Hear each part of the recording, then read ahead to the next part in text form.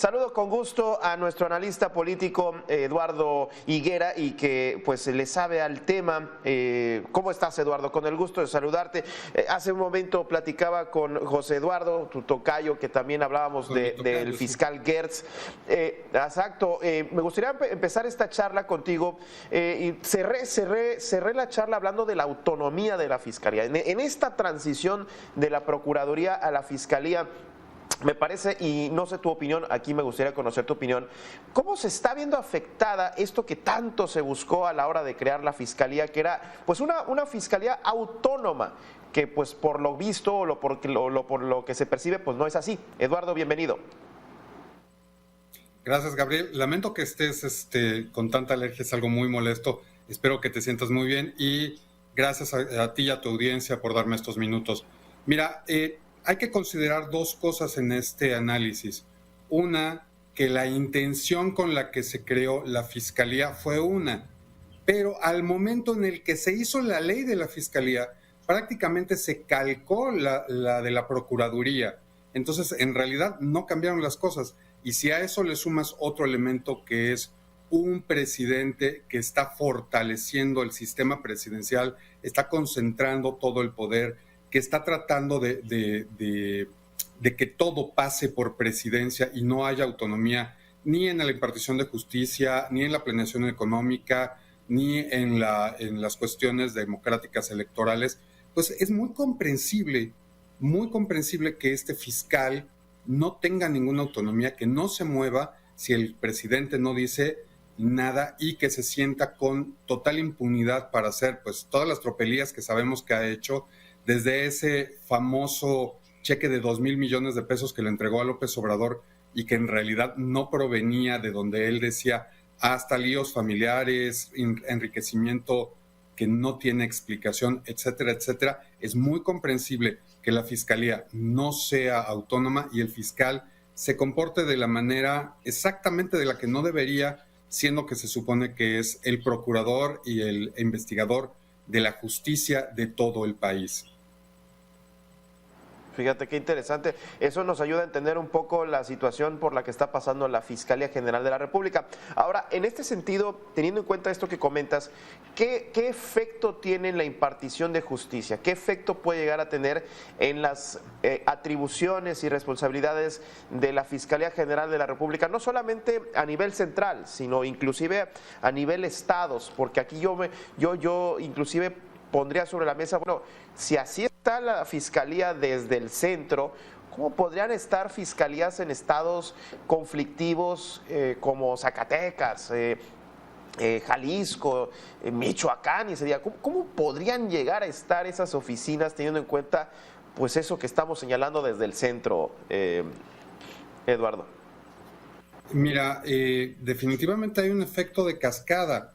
Todo lo que se ha estado haciendo al centralizar esto, al dejar sin verdadera autonomía a la Fiscalía, es nada más un incentivo perverso para que, por ejemplo, las fiscalías de cada estado sean manejadas por los gobernadores y se conviertan en cotos de poder, en elementos no de procuración e investigación de justicia, sino más bien en elementos que pueden ser utilizados para la persecución política, para el beneficio de los que se encuentran en el poder en este momento, y eso pues en realidad no beneficia a nadie, no va a fomentar que tengamos un mayor ambiente de seguridad o una mejor percepción de la impartición de justicia por parte de los ciudadanos en México, y por supuesto se va a fomentar la corrupción. No importa el estado del que estemos hablando, Sí, totalmente. Teniendo en cuenta que el cargo de fiscal pues son 9 años, Eduardo, son 9 años, entonces, ¿qué escenario se ve teniendo en cuenta que pues el no pasa nada se está repitiendo cada vez más seguido alrededor de la gestión de Alejandro Gertz Manero? ¿Qué ruta ves? ¿Qué escenario ves? Teniendo en cuenta que, bueno, viene una elección presidencial grande, viene un tema que son los delitos que durante el 2018 pues pasaron completamente desapercibidos y en este caso a mí me llama mucho la atención los los espionajes, ahora se espía a los funcionarios, a activistas, periodistas, se dan a conocer audios como si nada, se dio lo de Guacamaya y no pasa absolutamente nada. Digo, por mencionar algunos temas que entiendo le deberían de tocar a la Fiscalía, ¿no? La verdad es que mientras exista una actitud desde el Poder Central, desde la presidencia, en la que se apoye y se sostenga al fiscal, sea quien sea, o sea, no vamos a hablar de Gertz, el fiscal que sea, vamos a suponer que quitáramos a Gertz, pusiéramos a otra persona, hombre o mujer, y se comportara igual o peor, pero sigue teniendo el apoyo presidencial, entonces va a suceder lo que tú estás diciendo, no va a pasar absolutamente nada. Ese es el gran problema que conlleva este presidencialismo autoritario que está imponiendo desde el centro, desde el Ejecutivo Federal, López Obrador. Impacta directamente a la impartición de justicia, a cómo se investigan las cosas, a quién se investiga. Tú lo acabas de decir muy claro, ahorita se está espiando a muchísimas personas que no se le entiende por qué, excepto que se tenga un fin político. Y esto puede afectar profundamente las elecciones que tú estás mencionando del 2024. Si ahora, con todo y que sabemos, gracias a Guacamaya Leaks, que se está urdiendo una red de espionaje hacia activistas, hacia opositores, hacia periodistas críticos, ¿qué podemos esperar para el 2024? Pues más de lo mismo. Y si además esto lo juntamos con una posible reforma electoral, pues tenemos una pinza que se puede cerrar sobre la ciudadanía y sobre los opositores de una manera brutal. Por un lado, van a ser investigados y van a ser cuestionados desde el poder supuestamente autónomo de la Fiscalía, y por el otro, las reglas de juego electorales van a favorecer a quien está en la presidencia. Entonces, eso no va a afectar si acaso tuviéramos una elección cerrada, pero quedara alguien, Claudia Sheinbaum, Marcelo Ebrard, Adán Augusto, como presidentes, no afectaría nada. Para eso tendría que suceder el milagro de que ganara un opositor y que además decidiera gastar todo su capital político en reformar el sistema de investigación, procuración e impartición de justicia, algo que yo veo muy difícil. El que tuvo la mejor posibilidad en este siglo fue Vicente Fox, y él no se atrevió a hacerlo. Él tenía el capital político para hacerlo y no se atrevió. Ahora, si tenemos una elección, como tú dices, muy grande y muy cerrada, no creo que si ganara la oposición se atrevieran, por lo menos de entrada, a hacer algo así.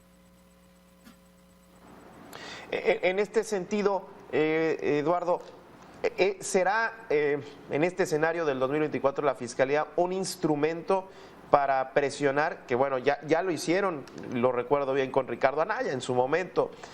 ¿Se volverá a utilizar, ves, ese escenario en el que la Fiscalía sea una herramienta, una especie de herramienta de presión, bueno, no, ni siquiera de presión, directo, de dar un palazo y tratar de bajar a la oposición? ¿Sí ves ese escenario?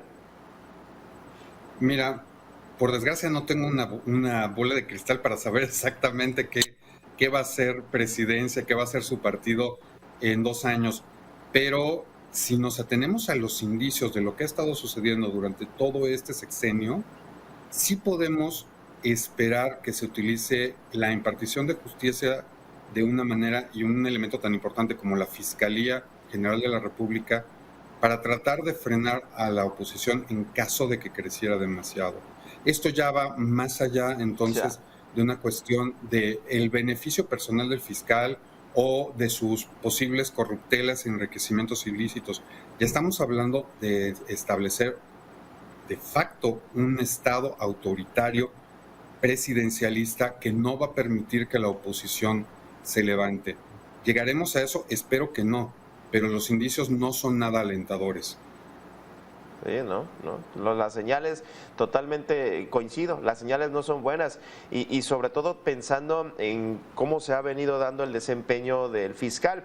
Ahora, me gustaría independientemente de esto que comentamos sobre la actuación, a mí se me eriza la piel pensar todo el daño que puede provocar, o todo el daño que se está provocando, no solo pues a la impartición de justicia, a la generación de más impunidad y corrupción. O sea, creo que de pronto no vemos el tamaño del efecto dominó cascada que bien decíamos hace un principio, que puede llegar a tener todo esto que está pasando al interior de la Fiscalía. Ahora, centrémonos, Eduardo, y te pido una opinión sobre Alejandro Gertz. Este personaje también como tal, un abogado polémico que no ha dudado y a mí lo que me llama la atención es que pues ya en muchas veces hasta muy descarada la actuación misma del fiscal. ¿Qué tiempos estamos viviendo, no? ¿Qué opinión te merece la actuación del fiscal como tal, como se ha desempeñado en las últimas semanas? Como fiscal me parece que ha sido decepcionante, definitivamente. Como funcionario público me parece que debería renunciar al puesto debido a que no ha logrado mantener el mínimo de eficiencia, el mínimo de calidad en su trabajo.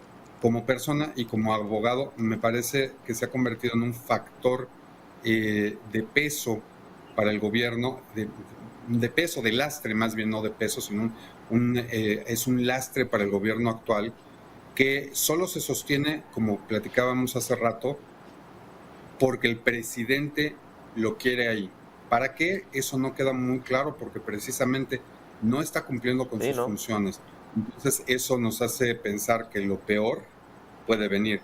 Si están sosteniendo un fiscal que no está cumpliendo con sus deberes, que no es una persona honesta, proba, que rinde cuentas adecuadamente, que no está metida en escándalos, que no ha sido interceptado en sus llamadas para mostrar cómo hace sus manejos y sus lavados de cara tanto al presidente como a sí mismo.